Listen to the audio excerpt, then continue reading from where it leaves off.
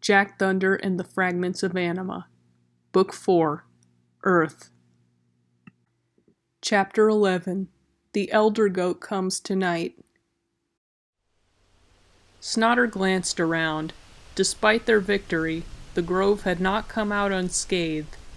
Many of the tree house's branches were broken and scattered around, and the paths between them bore deep scars. She looked down and noticed Terra glowing. She could already guess what it wanted to do. Flipping it around, she planted the head of the axe into the dirt. The green glow from Terra radiated through the earth and bathed the entire grove in earthy jade light. When the light faded, all signs of damage in the little village had been erased. It was as if the invasion had never happened. "Hey everyone, look!" Snotter turned her gaze to where Jack Thunder was pointing. She gasped in awe as soon as she saw it. The Winter Solstice spirit. The rainbow aura surrounding it had spread across the entire night sky. The individual colors had split from each other and were dancing across the atmosphere like the northern lights times 10. All of a sudden, a winged figure swooped in front of it for a split second. Snotter knew who this was. "The Elder Goat! The Elder Goat's come to town!" Glittering snowflakes fell from the sky as the Elder Goat soared over the grove. Gift boxes of all shapes and sizes materialized as the snow touched the ground. The solstice lights all over the town changed from blue and white to red, yellow, green, blue, indigo, and purple. Even Yggdrasil's branches bore all the colors of Anima as the sparkles fell down on her.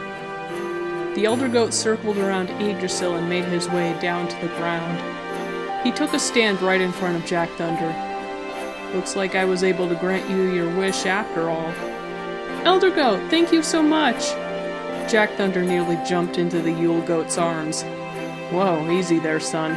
I wouldn't have missed your wish for nothing, not with the fate of Alterus at stake." He turned to the other three young heroes as they approached him.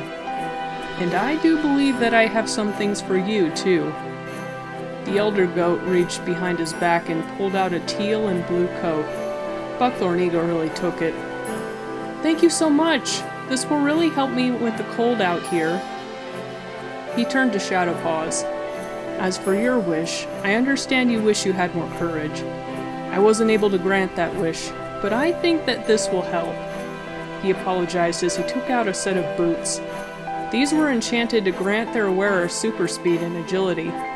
They were bright red and black, much like Jack Thunder's Razor poster back on Tempest Island. "Oh, thanks." Shadow-Paws was a bit disappointed, but he wasn't about to look a gift horse in the mouth. Finally, Snotter stepped forward. "How about me? Am I as strong as Adamant Ironjaw?" The Elder Goat smiled and winked at her. "I think you already know the answer to that question." He was right. She and her friends had just bested one of the Heart of Darkness's best generals, after all. There was no question she was ready. "And it seems you've more than proved yourself worthy of wielding Terra.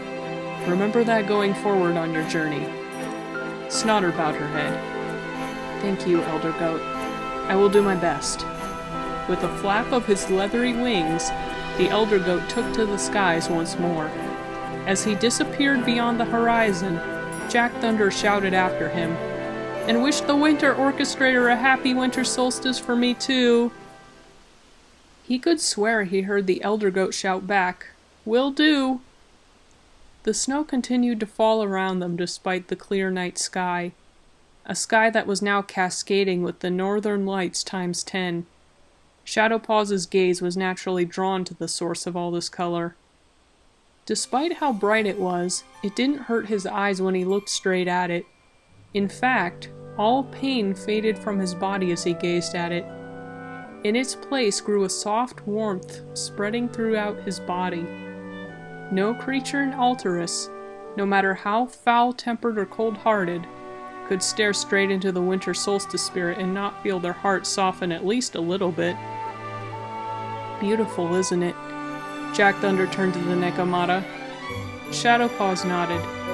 He had seen the Winter Solstice spirit many times when he was on the road, but he never felt as content as he did now. Maybe it was because of the post-workout high from the battle, he wasn't sure. Not like it mattered now. One by one, he and his friends lifted their voices in song. The entire village soon joined in to their chorus. You'd better not shout, you'd better not cry. Whoa, I've never seen a performance as big as that one. Gotta hand it to you guys, Strombolio commented. Y'all really know how to put on a good show.